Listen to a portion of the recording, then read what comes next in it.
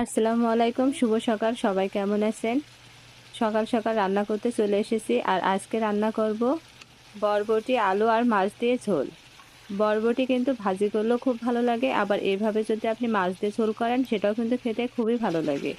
এখানে আমি রসুন, পেঁয়াজ, কাঁচা ঝাল, ধনিয়া, জিরা, হলুদ, লবণ আর তেল, এই মশলাগুলো দিয়ে বরবটি ভালোভাবে নাড়াচাড়া করে নিচ্ছি। আর এর ভিতরে আমি দিয়ে নিয়েছিলাম হালকা একটু শুকনো ঝালের গুঁড়া। এখন দিয়ে দিলাম পানি। এরপরে হালকা একটু নাড়াচাড়া করে কিছু সময়ের জন্য ঢেকে দিব। খুব বেশি একটা সময় লাগবে না। আমার বরবটি ভালোভাবে সেদ্ধ হয়ে গেছে। এ পর্যায়ে আমি দিয়ে দিব মাছ। ভেজে রাখা মাছগুলো দেওয়ার পর আবারও একবার ঢাকনা দিয়ে ভালোভাবে নাড়াচাড়া করে নিলেই হয়ে যাবে আমার বরবটি রান্না। এই যে এখানে বরবটির পাতলা ঝোল হয়ে গেছে, দেখুন কেমন হয়েছে। আজ এই পর্যন্তই। আল্লাহ হাফেজ।